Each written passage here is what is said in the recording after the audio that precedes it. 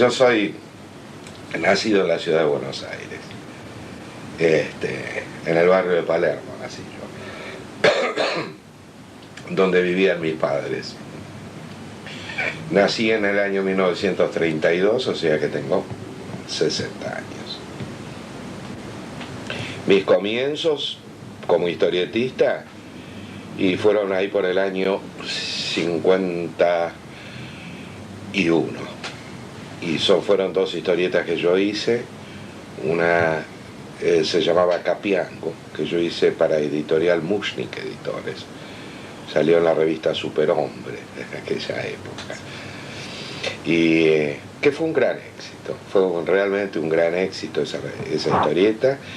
Y paralelamente hice otra historieta que era publicitaria, que también tuvo su gran éxito, que fue Las Aventuras de Odolito. Y ahí fueron mis comienzos, o sea que si haces el cálculo, ya hace 42 años que estoy trabajando en esta profesión. Una larga experiencia.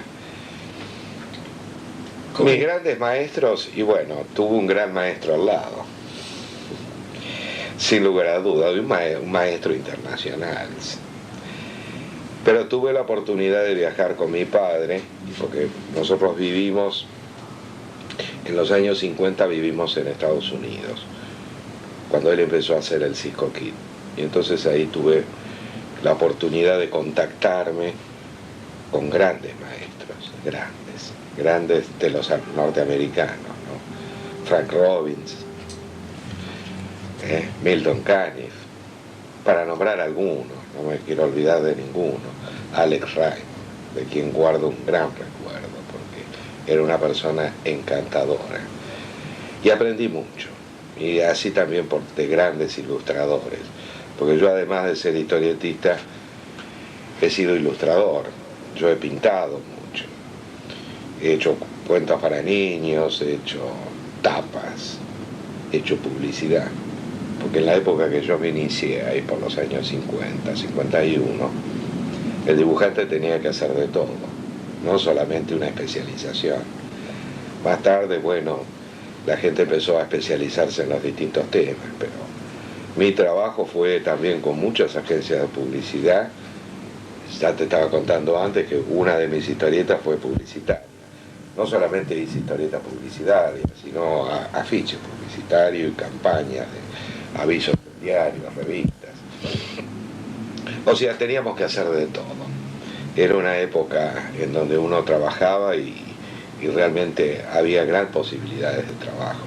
Inclusive editorialmente, la parte de la historieta había mucha editorial, mucho más que ahora. Por hoy prácticamente Editorial Abril desapareció y tenían varias revistas también, ¿no? Más tarde salió Editorial Frontera, que también fue evidentemente una apertura muy grande. Bueno, fue un momento muy lindo de la Argentina. Pero siempre yo tenía una amistad y tengo una amistad con Hugo Pratt. Y Hugo, cuando todavía vivía acá, estaba a punto de irse. Porque la amistad viene de la época que él vino con una serie de dibujantes italianos acá en la Argentina en el año 52. Y ahí lo conocía. Andaba por todas las editoriales, yo trabajaba en Mushnik Editores en aquella época. ¿Y llegó contratado por Abril? ¿Eh? ¿Él llegó contratado por Abril? Él llegó contratado un poco con Abril, pero anduvieron recorriendo todas las editoriales. Hay mucha gente de ese grupo de italianos que no solamente trabajó para Abril, trabajó, te digo, para Editorial Columba también, muchos de ellos, y se quedaron acá muchos. Después volvieron. Evidentemente era un momento de posguerra, Italia no estaba en condiciones ellos habían hecho experiencias allá, pero la Italia de posguerra fue muy dura. Entonces vinieron acá. Abril, no nos olvidemos que estaba en manos de editores italianos. Era el dueño, Civita, era italiano. Sí, como una experiencia muy extraordinaria. Trabajar para Europa fue un cambio de actitud en algunas cosas y en otras cosas muy parecido a nuestro trabajo. Pero esa adaptación te da experiencia. Trabajé muchos años con ellos. Hasta el año 82 yo trabajé. o sea que fueron muchos años. ¿Para Fleetway? Trabajé para Fleetway Publication, exactamente, y que después se transformó en IPC. IPC. Ellos tenían, yo estuve allá, era impresionante, un edificio enorme, de grande, en donde había, qué sé yo, en aquella época creo que había 40, 50 editores, o sea que era una cosa muy seria. Trabajé para revistas de historietas de distintos tipos, porque trabajé para historietas para chicas, para mujeres, ellos estaban muy especializados. Yo hice una historieta que se llamaba Moira, la esclava de Roma, para traducirlo, no decirlo en inglés. Y que fue un éxito, realmente fue un éxito. También paralelamente trabajé para editoriales francesas. Yo hice ahí un personaje que se llamaba Thierry Lafront, que con motivo de una serie francesa muy interesante, el personaje era parecido a un Robin Hood, pero más dinámico, más moderno, ¿no? Y que salía, era un serial que salía en televisión y se pasaba en todo el mundo, y yo hacía la parte gráfica, o sea que yo hacía toda lo que era historieta. Eso también duró muchos años. Tuve éxito, tuve mucho éxito, porque las historietas que produje, que fueron varias, hice Big Willy para Thomson, una editorial escocesa, que también duraban, historietas que han durado 6 años, que para Europa en general las historietas duran más de 3 meses, 4 meses, no duraban en cartel.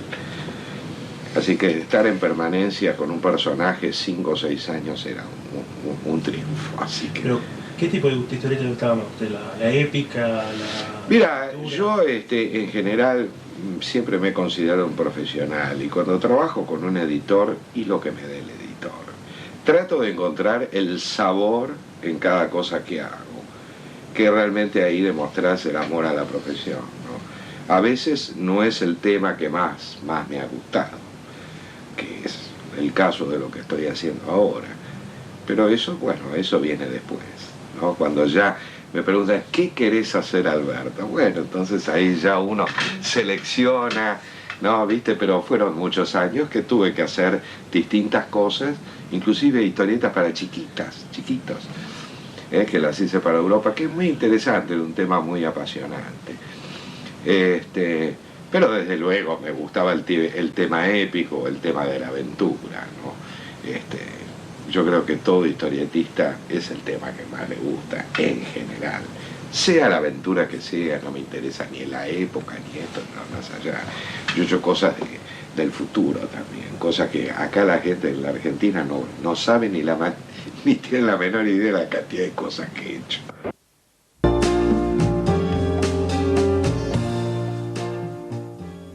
El Dago, bueno, el Dago se inicia hace ya 12 años atrás, y bueno, con argumento de Robin, yo quería hacer algo con Robin, para mí fue una experiencia maravillosa, y realmente ha tenido una repercusión no solamente acá en el país, sino afuera, ¿no?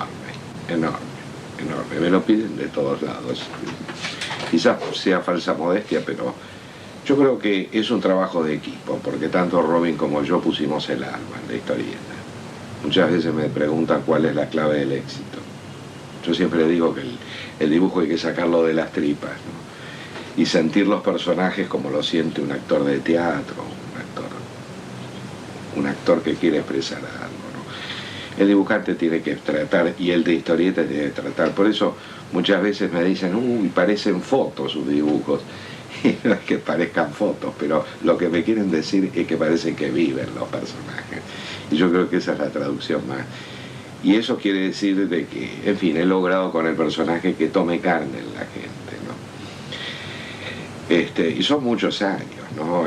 Acá se ha recopilado en un libro que ha editado la editorial Columba, que es parte del trabajo que he hecho tantos años, que sigue ahora saliendo más esporádicamente, pero ahora está saliendo con continuidad el Dago en las revistas de Columba. ¿Siempre con Robin Hood? Siempre con Robin Hood, sí, siempre con él. Es un personaje que realmente le tengo mucho cariño porque me ha dado grandes satisfacciones, no solamente acá, sino afuera. ¿Qué está haciendo ahora? Aparte de... Estoy haciendo Dago y estoy haciendo producciones especiales. En el caso de cosas especiales es el Drácula. La verdadera historia de Drácula, del conde Drácula, no la historia que comúnmente es esta. Que después podemos ver los originales. Esto se editó allá esto se ha editado allá, es bastante interesante, con toda la historia del verdadero conde Drácula, que en realidad fue un noble rumano, que vivió en Transilvania, al cual se tejieron una serie de fantasías después, y ese escritor, el escritor inglés que le dio carácter de gente con colmillos y vampirismo, pero en realidad fue la historia de un patriota rumano, ¿no? Y entonces tratamos de traducir. Robin se le ocurrió la idea, me pareció fantástica, porque es un personaje realmente apasionante. Estas además son los libros. Este es el primer tomo, ahora estoy terminando el segundo tomo, y este es el Dago. ¿Ves? Acá tenés el Dago impreso en Italia. Este es el Dago impreso en Italia, y acá vas a ver, acá, es cómo sale el Dago impreso en Italia, ¿no? De estos allá han hecho ya una cantidad enorme de tomos, 12 tomos. Los temas clásicos en general no he tenido la oportunidad de hacerlas como las hizo mi padre, ¿no? Sobre todo porque tendríamos que adaptarlo a los tiempos modernos. No te olvides que lo que hizo mi padre fue una reconstrucción un poco literaria de la cobra. Si bien con un excelente dibujo, hoy en día la gente está acostumbrada a la historieta más dinámica, más llena, con los globos, ¿no?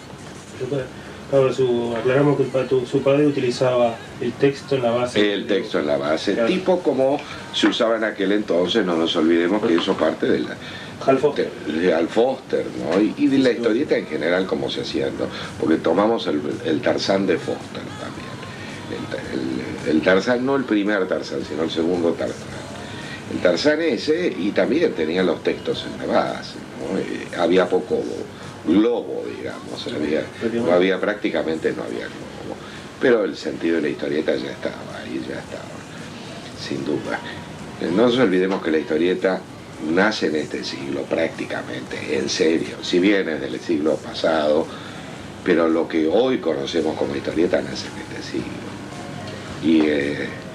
Y tuve la oportunidad de conocer esos grandes maestros de los años 20, de los años 30, que fueron realmente maestros, que nos han dejado una enseñanza enorme. Y yo, que estoy llegando al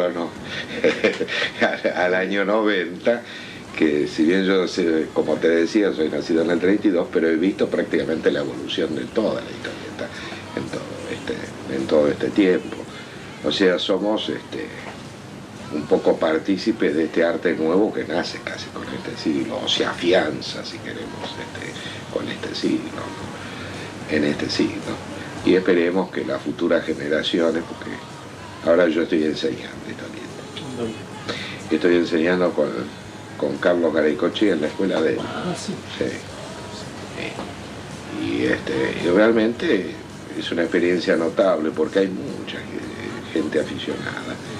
Y le doy carácter, como se enseña en los países europeos o en Estados Unidos. Esto es una carrera, esto no es un chiste. No es para ir a aprender dibujitos, es una cosa muy seria, que tiene una técnica, que tiene una sistemática, que tiene todo. ¿Que de dónde salió todo eso? Y salió de la experiencia de mucha gente.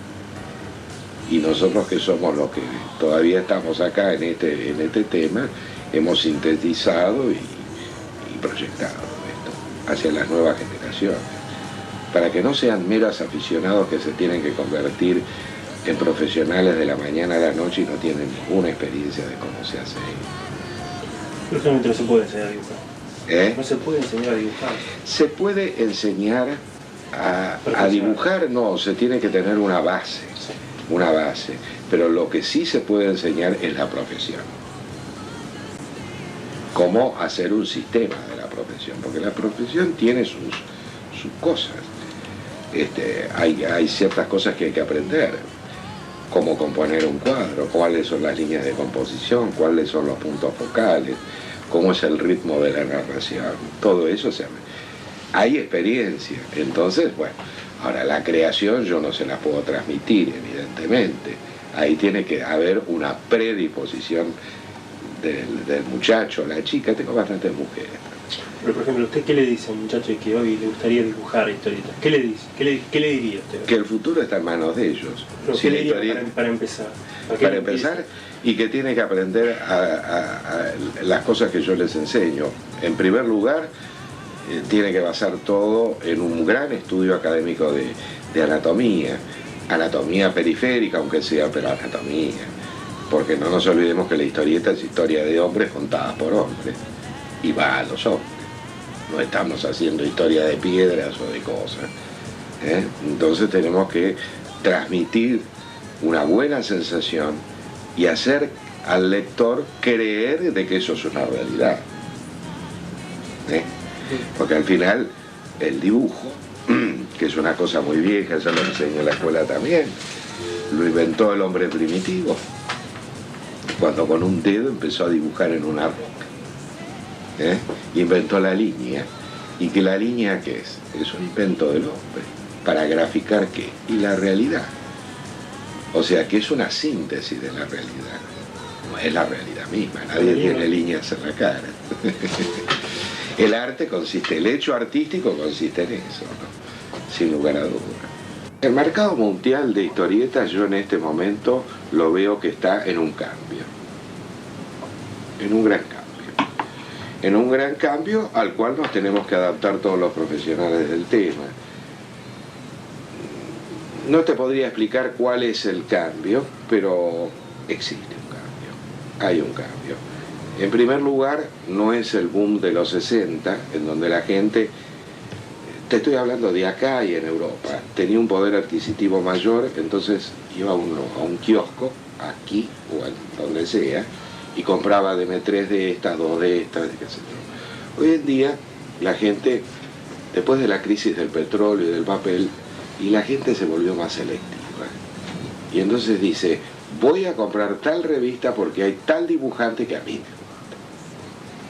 Entonces, hoy la gente está más en la calidad que en la cantidad, ¿no?